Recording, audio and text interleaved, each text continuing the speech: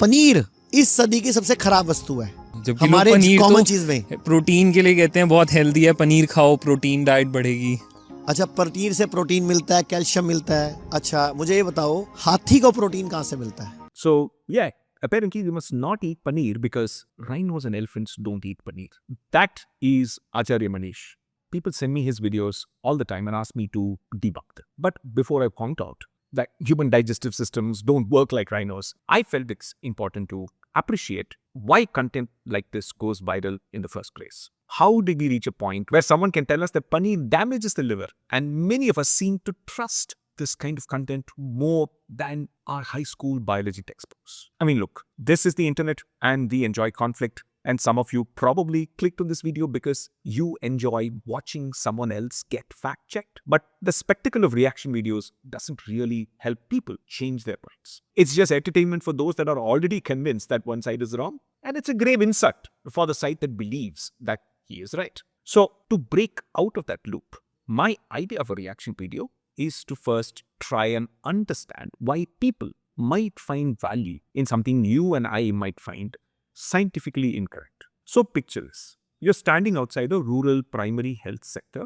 somewhere in North India that serves 11,000 plus people with just one overworked doctor. And it's already past noon. It's summer, the metal shutters are half down, the queue snakes into the sun, and the chemist next door is out of stock. In that moment, a WhatsApp forward of a YouTube shot promising an Ayurvedic remedy for reversing diabetes feels less like pseudoscience and more like mercy. It's no wonder that the market for traditional wellness is 1.5 lakh crores, almost 18 billion US dollars, out advertising almost every other health segment in India. So it does not matter that one, modern medicine eradicated polio.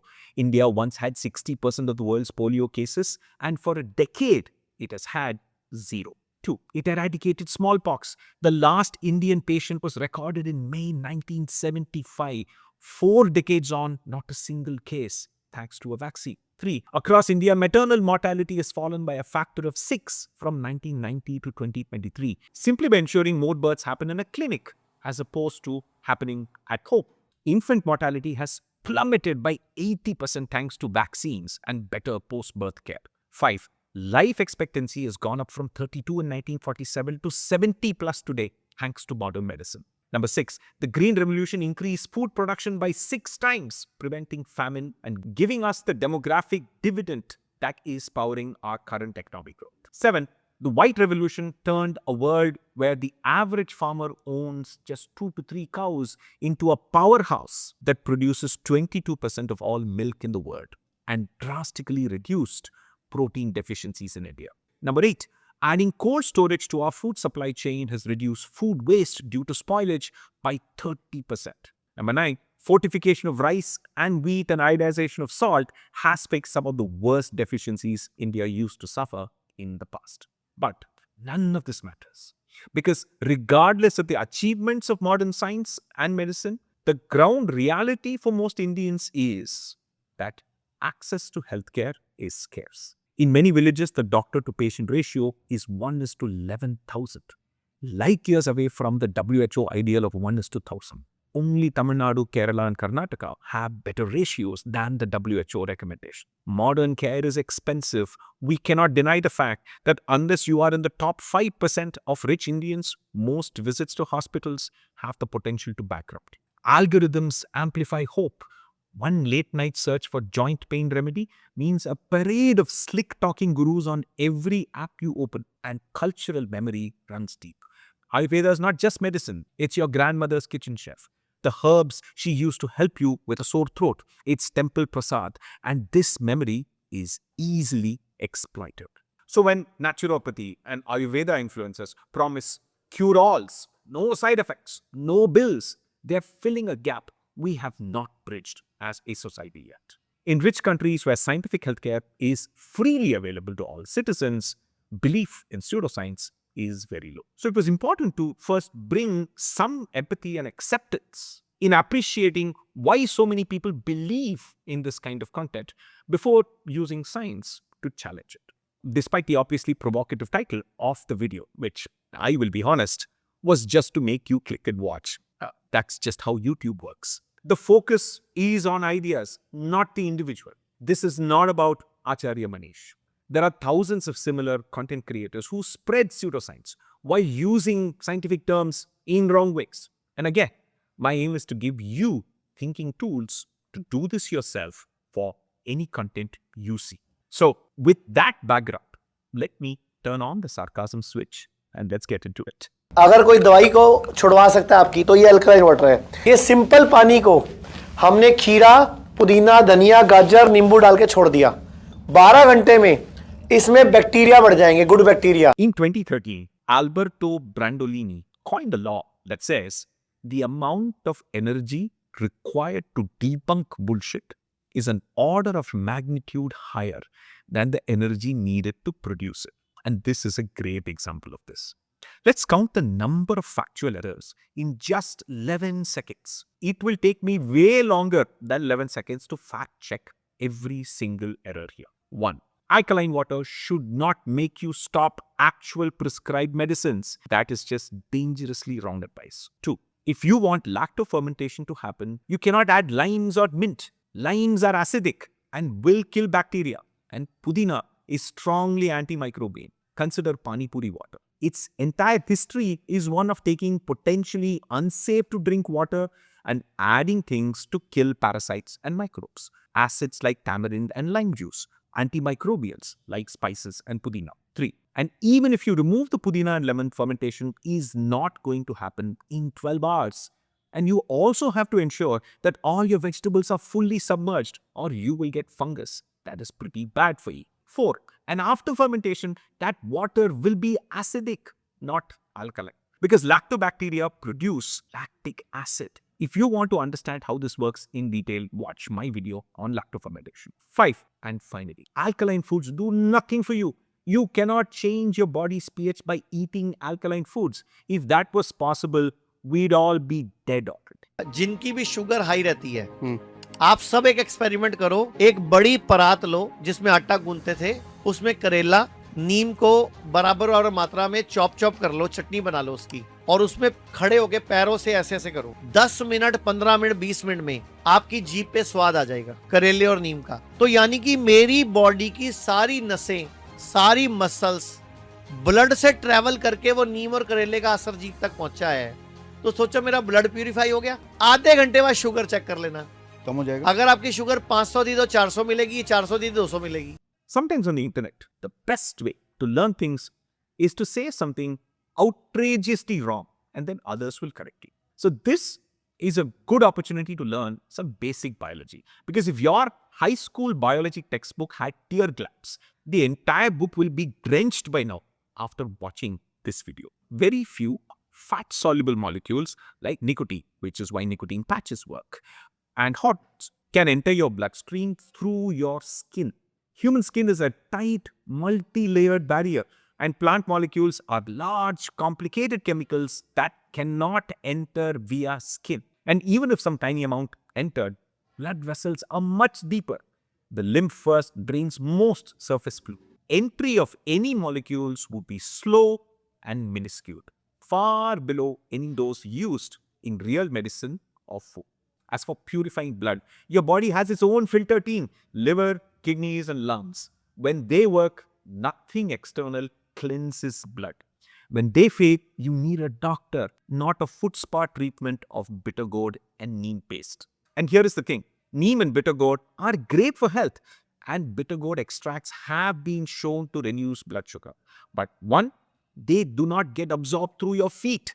And 2, even if they do, they will not reverse diabetes as this video irresponsibly claims. Diabetes is an outcome of a complicated set of factors from genetics to diet and lifestyle, and it cannot be reversed by stomping on bitter gourd. And interestingly, the claim that you might taste sweetness in your mouth if you do this could actually happen, even if it's not via the bitter gourd Vande Bharat Express from foot to mouth. Or neem and bitter gourd have strongly bitter volatile molecules. And if you are going to stomp on them, they are going to release a lot of these volatiles. And your brain is going to associate those smells with strongly bitter tastes. So much so that even neutral saliva will start to taste sweet in comparison.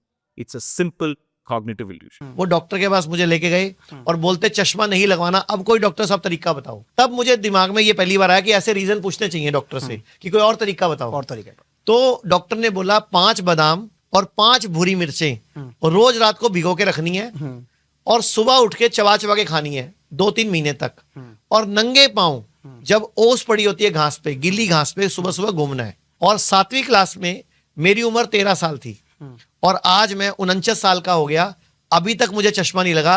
वो सफेद, वो भूरी मिर्चें और वो 5 बादाम आज तक काम कर रहे हैं। See, this is the problem with anecdotes. You can find an anecdote to prove anything you want. For example, my granduncle smoked all his life and lived up to 95. Therefore, smoking is not harmful. Does not work because medicine requires double-blind, randomized controlled trials to conclusively prove that something works.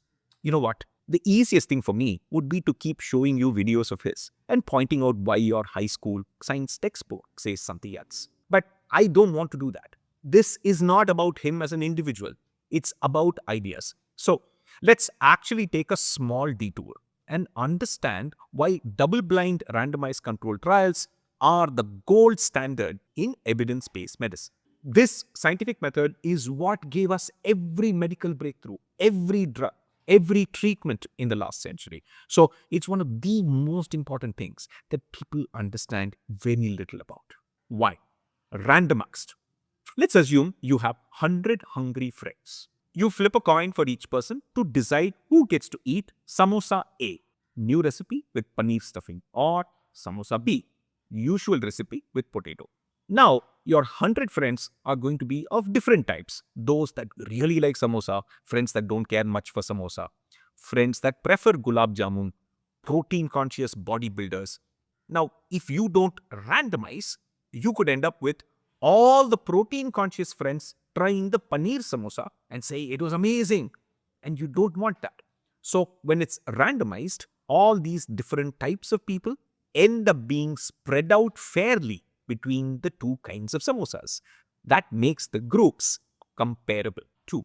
Control. Samosa B, the regular potato one, is the control. It lets you see what normally happens without the new recipe. Without this comparison, you could not tell if good reviews of paneer samosa are due to the new recipe or just because people love free samosa. 3. Double blind. Your friends don't know which samosa is paneer and which samosa is aloo. They look the same from the outside. And you, the person handing out the samosas, also don't know whether you're giving samosa A, paneer samosa, or samosa B, aloo samosa, to someone. Because neither side knows, nobody can bias the results. You won't be able to show some facial expression like, hey, this is the new one, etc. 4. Try. Everyone eats samosas, then fills out a taste scorecard. Afterward, you analyze the data to see whether paneer samosa really scored higher than aloo samosa. So why bother with all this? And this is important to understand because you could have given paneer samosa to 100 people and asked them for their opinion. And if more than 50% like it, you could have decided that paneer is better than aloo. But that is not how evidence-based medicine works. Randomization equals fair themes. Any difference you see is likely from the recipe and not the mix of people. Control equals a yardstick. You can measure improvement against something familiar. In this case, the regular samosa. Double blind equals honest reactions. Neither diner's expectations nor the server's hints can tilt the verdict. Now, replace samosa with new medicine, new treatment, and you have a double-blind, randomized controlled trial. The gold standard way to find out if something really works. So, back to badam and white pepper for curing myopia. Actually, you can use the samosa example and design a double-blind, randomized controlled trial for this treatment.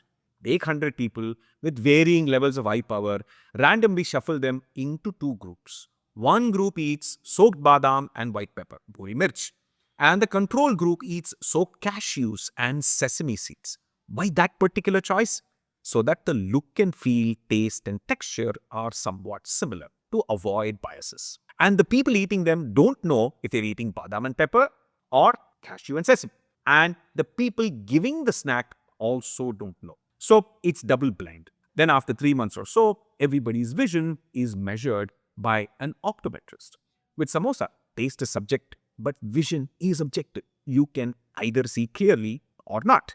And if the people that ate the badam and pepper show at least a 0.25 diopter improvement in vision on average in, say, 3 months, then yes, every school in India should be giving out this snack to kids. If they don't have allergies to badam, that is. Why has the person making this claim never bothered to set this simple trial? It turns out no herb, food, or natural paste has been proven by a double-blind randomized controlled trial to reverse myopia or make glasses unnecessary. Whether or not you will wear glasses is largely a function of genetics. If one of your parents wore glasses, there is a good chance you will. 2. However, the rest is habits. As a child, if you read more than spend time outdoors, your chances of becoming myopic are high. If you don't eat enough green vegetables, your chances of becoming myopic are high.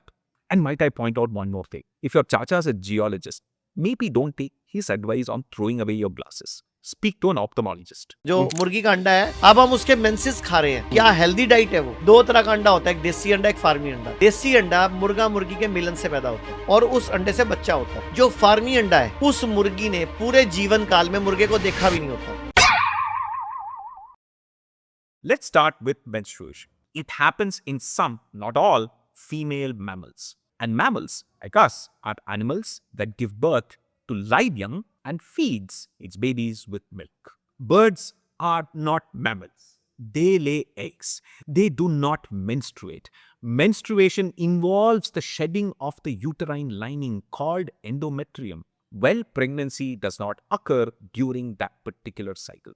In fact, most mammals do not menstruate, meaning they don't shed the uterine lining. It is typically reabsorbed if no pregnancy happens.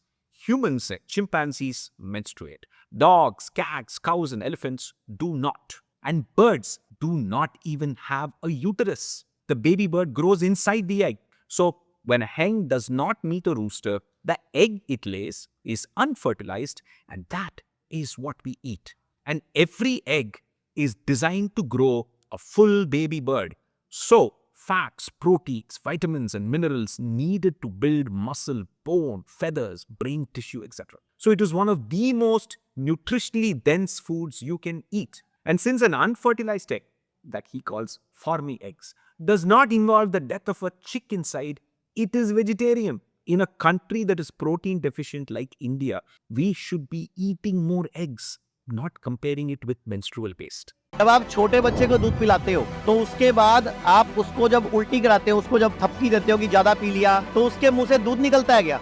दही जैसा कुछ निकलता है। यानी कि दूध को फाड़ने का जो मेरी बॉडी में एंजाइम है वो उस उम्र में होता है, लेकिन अगर आप दूध पी के उल्टी करोगे तो दूध निकलेगा। यानी कि वो एंजाइम अब हमारी बॉडी में नहीं है, वो एंजाइम सिर्फ छोटी उम्र में होता है, इस उम्र में नहीं है। इसका मतलब हमें दूध की जरूरत, हाँ, तो हमें दही की जरूरत है। अगर खानी हो तो दही खा। The funny thing about this video is that the message that dahi is easier for adults to digest than milk is correct. Except the scientific explanation was, when you drink milk, milk protein, casein gets curdled by the strong acid in the stomach. This happens whether or not you're a baby or an adult. When you make paneer and add lime juice or vinegar to milk, it curdles. And that is the exact same thing that happens in anyone's stomach. No enzymes are involved here, just hydrochloric acid. What he is actually speaking about is a different problem, lactose intolerance, where a lot of adults, particularly South and East Indians, lose the ability to produce the enzyme lactase that digests lactose, milk sugar, which is why consuming dahi, where the bacteria had eaten most of the lactose and turned it into lactic acid, is better for many adults. So, I want to end with a provocation. I'm pretty sure there would be many comments on this video that will say things like, why do you hate Ayurveda? How much money are pharma and food companies paying you? And so on. So I want to say this. I am not against Ayurveda because it is silly to be against what is civilizational history and cultural memory. A philosophy of wellness built on moderation and simplicity and local knowledge of herbs. Our grandmothers were practitioners in that sense. They knew the spices and herbs that could provide relief for an upset tummy or a cold. But they had the common sense to realize what can be handled by a home remedy and what requires a real doctor. So there is a difference between the Ayurveda of your grandmother and the quackery you see on social media. Let's not confuse the both. One is cultural knowledge and the other is an exploitative business. Ayurvedic influencers use terms like enzymes and oxygen and inflammation while saying things like pharma is evil, eggs are menstrual waste, etc. None of those technical terms existed in Ayurvedic textbooks. You cannot have it both ways. Use terms that human civilization discovered in the last 200 years and try and explain some knowledge from 2000 years ago. So here is my provocation. The content you see all the time on social media is not Ayurveda. It's a slickly marketed product exploiting your vulnerabilities about you and your family's health in a country where healthcare access is uneven. And you know the funny thing, in most countries, including India, when medicines actually work, they're not allowed to be advertised. That is why you don't see an advertisement for an antibiotic like azithromycin, which requires a prescription and went through a double-blind, randomized controlled trial. Think about that. And oh, let the elephants enjoy grass. You please enjoy your paneer. Explaining the science of food and debunking pseudoscience is hard work. So I request you to consider becoming a member of this channel. Members get to be part of a private group that will work together to dig into the science of food in far more detail and also discover the true joy of food.